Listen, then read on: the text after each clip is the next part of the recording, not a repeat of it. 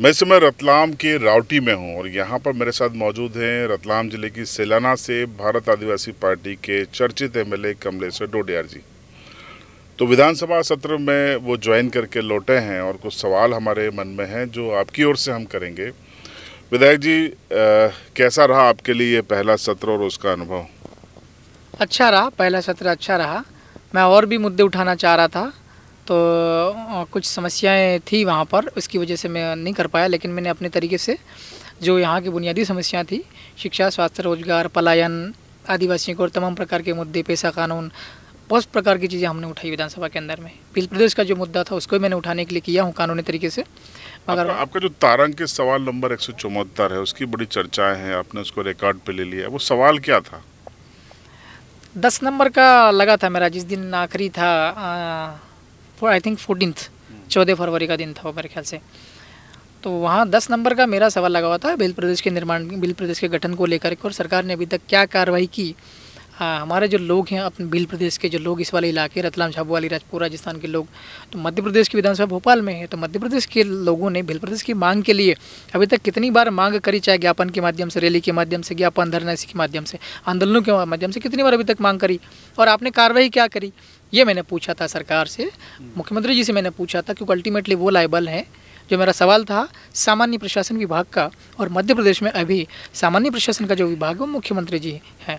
तो मैंने मुख्यमंत्री जी से सवाल पूछा था, तो उसमें भी अभी मेरा सामना करने के लिए ये लोग सक्षम नहीं है, मेरे सवाल का जवाब देने में ये डर रहे हैं, झिझक रहे हैं। तो इन्होंने क्या किया, मेरे वही वाला सवाल, भील प्रदेश के गठन वाले सवाल को इन्होंने जनजातीय मंत्री को ट्रांसफ़र कर दिया, जबकि वो अगेंस्ट में, संविधान के अगेंस्ट में कि जिस मंत्री से सवाल पूछा है वही मंत्री सवाल का जवाब देगा।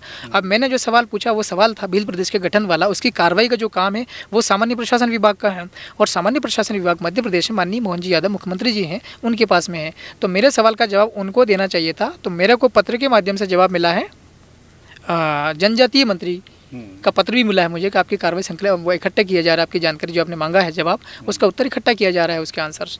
तो इस प्रकार से टालम टोली कर रहे हैं, लेकिन रिकॉर्ड के अंदर में चला गया है। निश्चित तौर पर अगली विधानसभा लगेगी, मैं वहाँ पर फिर इस मुद्दे को उठाऊंगा, और 10 तारीख को मैं मुद्दा उठाने वाला था।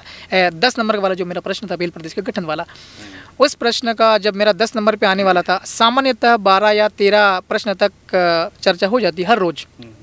टोटल 25 प्रश्न लगते हैं हर रोज़ के हिसाब से। तो अगर औसतन भी देखें, अगर जो माननीय अध्यक्ष स्पीकर है, अगर वो सबको साथ में लेकर के चले और सद्भावना के साथ में, किसके प्रति दुर्भावना न रखें, तो एक व्यक्ति को एक प्रश्न को कम से कम 2.25 मिनट मिल जाते हैं उस औसत से अगर देखा जाए तो उस दिन सिर्फ 3 प्रश्नों के उत्तर पर, 3 प्रश्नों पर चर्चा हुई और सारा 1 घंटा पूरा उसी में निकाल दिया। और मेरा 10 नंबर था, मेरे 10 नंबर तक पहुंचने ही नहीं दिया, जबकि मैंने मेरे प्रश्न की जानकारी विपक्ष के लोगों को, कांग्रेस के लोगों को भी मैंने सूचना कर दी थी कि कृपया करके। विपक्ष ने बहिर्गमन कर दिया तो आप सरकार को दोष कैसे दे सकते? नहीं, तो मैं विपक्ष को भी तो कह रहा हूँ कि जब लगा था सवाल, तो मैंने विपक्ष के नेताओं को भी सूचना कर दी थी कि मेरा प्रश्न लगा हुआ है 10 नंबर पर। भील प्रदेश का मेरा अकेले का सवाल नहीं, पूरी भील प्रदेश का सवाल है, नए राज्य का गठन का सवाल है, आदिवासियों का सवाल है। आप लोग कृपया करके समय खराब मत करना। 1 घंटा मिलता 11 बजे से लेकर और दोपहर 12 बजे तक, केवल इन्हीं घंटों के दौरान प्रश्न उत्तर होता, फिर बाद में दूसरी कार्रवाइयाँ चालू होती। तो कृपया करके इस 1 घंटे में सार्थक चर्चा करना, कम समय में अच्छी बातें कर लेना और समय खराब मत करना। तो 10 नंबर तक तो ठीक है, चौथा नंबर भी नहीं आने दिया, केवल 3 ही प्रश्न में। वो कोई एक PHE का मसला था, उसमें कुछ घोटाला, जल जीवन मिशन, जल जीवन मिशन का घोटाला, वो तो पूरे मध्य प्रदेश में घपला है, उसका तो सबको पता है। लेकिन उस सवाल पर पूरा सदन के अंदर में हंगामा मचा दिया और समय ही सब खराब कर दिया, बहिर्गमन कर दिए, पूरी कार्रवाई बाधित हो गई। और फिर भी मैं तो अंदर ही बैठा रहा था, कांग्रेस के लोगों ने बहिर्गमन किया, मैं फिर भी अंदर बैठा रहा था कि मेरा नंबर आ जाए। लेकिन तीसरे ही नंबर पर वो सारा 1 घंटा खराब हो गया और चौथा नंबर, 5वां, 6वां, 7वां, 8वां और 9वां भी नहीं आया, तो 10वां कहाँ से आ जाएगा? तो मैं साफ है कि बीजेपी और कांग्रेस दोनों मिलकर के और भील प्रदेश के राज्य को नहीं बनने देना चाहते हैं। मगर मैं हर तरीके से लड़ूंगा, आंदोलन करके भी लड़ूंगा मैं भील प्रदेश के अपने लोगों के सपोर्ट से, लोगों के समर्थन में, और मैं कानूनी तरीके से भी लड़ूंगा, सदन के अंदर भी लड़ूंगा। अच्छा विधायक जी, लोकसभा चुनाव आ रहा है, भारत आदिवासी पार्टी ने आपके जरिए खाता तो खोल दिया, आपने बामनिया में बैठक भी ली थी, अब क्या तैयारी है? मतलब आप लोग लड़ेंगे या कांग्रेस को समर्थन देंगे? नहीं, देखिए, कांग्रेस और बीजेपी को समर्थन का कोई सवाल खड़ा नहीं होता। हम लोग तीसरे से हैं। हम JS का मैं प्रत्याशी था, भारत आदिवासी पार्टी के टिकट पर मैं चुनाव लड़ा था और मैं जीता हूँ। वो गठबंधन टाइप ही है। और करीब 15 या 20 दिन पहले मैंने बामनिया में कवर किया था, आप लोग भी सर आए थे कवरेज के लिए। सूचना आपने प्रकाशित की थी आपके इस माध्यम से, तो हमने जेएस की मीटिंग की थी। जेएस की मीटिंग में यह तय हुआ कि कोई व्यक्ति यहाँ पर 3 जिलों में, लोकसभा के 3 जिले पड़ते, रतलाम, झाबुआ, अलीराजपुर, तीनों जिलों से कोई भी व्यक्ति लोकसभा का चुनाव लड़ने के लिए तैयार नहीं हो रहा। हमने आवेदन भी मांगे थे कि भाई अगर कोई चाहता हो तो अपनी उपस्थिति दर्ज करवा दो और अपना बायोडाटा दे दो, जमा करवा दो। हम लोग आपका आकलन करें कौन आदमी लड़ना चाहिए, वो क्वालिफाइड है कि नहीं 25 साल की उम्र का, और वो लड़ पाएगा कि नहीं लड़ पाएगा। मगर अभी तक किसी का बायोडाटा नहीं आया है। और हमारे जो कार्यकर्ता लोग हैं वो मेरा कह रहे हैं, झाबुआ के लोग भी, तब मीटिंग हुई थी, लोगों ने कहा है कि कमलेश्वर को ही लड़वाना चाहते हैं। ऐसा अगर कोई भी व्यक्ति नहीं मिलता हो तो मैंने कहा था कि राजस्थान के लोग भी, बाहर के व्यक्ति भी अगर लड़ सके तो बेहतर पड़ेगा। तो अभी तक राजस्थान की ओर से भी, भारत आदिवासी पार्टी की ओर से भी कोई संदेश नहीं है, मेरे पास में कोई सूचना नहीं है। और वहाँ के जो लोग हैं जिनको हम लोग कह रहे हैं कि ये लड़ेंगे तो ठीक होगा, वहाँ के लोगों की ओर से भी कोई जवाब नहीं आया राजस्थान की ओर से। तो मेरा लड़ना इसमें बिल्कुल तय है।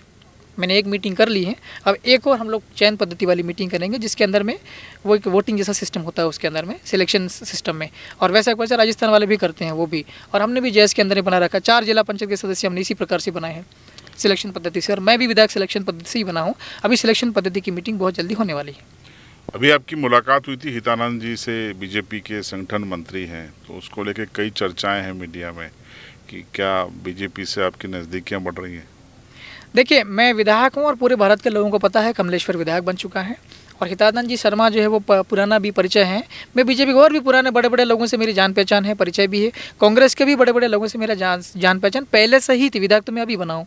और कांतिलाल जी भूरिया है कांग्रेस के, विक्रांत जी भूरिया उनके बेटे एमएलए हैं, और दिलीप सिंह जी भूरिया जब तक वो खत्म हो गया 2016-15 के अंदर में, तो मैं उनसे भी कभी कभार हम लोग मिल लेते थे। कभी लोग हमको नहीं पहचानते थे, मगर मैं तो हम बड़े लोगों को पहचानते थे, मिलते थे। तो मैं कांग्रेस के लोगों से भी बातचीत करता रहता हूँ, सार्थक बातें होती, कभी कोई समस्या का समाधान निकल जाए। तो हितानंद जी शर्मा जो है वो संगठन के मंत्री हैं। अचानक से हम लोग, मैं तो सांसद जी से मिलना चाह रहा था, गोमान सिंह जी डामर है बीजेपी, भले वो सांसद है लेकिन मेरे भी सांसद है और मैं भी मेरे इलाके का विधायक हूँ, तो मैं उनसे मिलने गया था। उनके साथ में तो हितानंद जी शर्मा, मैं उनसे ज़रूर मिला हूँ। ऐसी नॉर्मल बातचीत हुई है। मैंने उनको एक शिकायत जरूर की है कि वैसा बीजेपी का सरकार है, बीजेपी की पार्टी का सरकार है, मोहन जी यादव मुख्यमंत्री है मध्य प्रदेश में, तो बीजेपी के लोगों को 15-15 करोड़ के काम स्वीकृत किए हैं, और मुझे आप लोगों ने 15 करोड़ काम नहीं दिए हैं। मेरे इलाके के लिए आपने 15 करोड़ के जो प्रावधान बजट में होने चाहिए अनुपूरक में, आपने नहीं किए हैं। तो कृपया, आप लोग पार्टी के हैं मगर मेरी शिकायत आप नोट करके ऊपर तक पहुंचा दीजिए। मैं कंप्लेंट करने के लिए उनके पास में गया था, ऐसा क्यों कर रहे हैं आप लोग? ऐसी हरकतें करेंगे तो और बुरे हालात से बीजेपी को गुजरना पड़ेगा, चाहे आने वाले लोकसभा के चुनाव हो, चाहे भविष्य में और कोई भी चुनाव। आपका पहला इंटरव्यू हमने विधायक बनने के बाद आपकी झोपड़ी के बाहर लिया था, आज आपकी लग्जरी कार में ले रहे हैं। अगला इंटरव्यू कहाँ होगा? आप जैसा चाहे कभी भी मेरा इंटरव्यू ले सकते हैं, कोई समस्या नहीं। और मेरी ज़िंदगी के अंदर में मैं अलग टाइप का व्यक्ति हूँ, बुरे दौर से मैं गुजरता हूँ, गुजर करके यहाँ तक आया हूँ। तो आप झोपड़ी का इंटरव्यू भी झोपड़ी बनी हुई है और भविष्य में घर भी बनाना पड़ेगा। मैं तो चाहता हूँ कि मेरे जो कार्यकर्ता लोग और मेरा जो समाज है, गरीब समाज और अन्य समाज के भी, चाहे आदिवासी, दलित, पिछड़े, ओबीसी, सामान्य समाज, राजपूत, बनिया, ब्राह्मण, अगर गरीब हैं तो उनका भी विकास होना चाहिए। गरीबों के मकान बनाने पर मैं पहले फोकस करूँगा और मैं ये कोशिश करूँगा कि गरीबों के मकान बनने के साथ मेरा भी मकान बन जाना चाहिए, ताकि कभी कोई ज़रूरत पड़े तो उसका उपयोग किया जा सके घर का। चलिए, बहुत बहुत शुभकामनाएं। तो ये थे कमलेश्वर डोडियार जी, एमएलए सेलाना, भारत आदिवासी पार्टी के। उनका ये इंटरव्यू आपने सुना। इस इंटरव्यू पर आप क्या सोचते हैं, आपकी क्या राय है, कमेंट बॉक्स में ज़रूर बताएं। चैनल पर नए हैं तो सब्सक्राइब ज़रूर करें।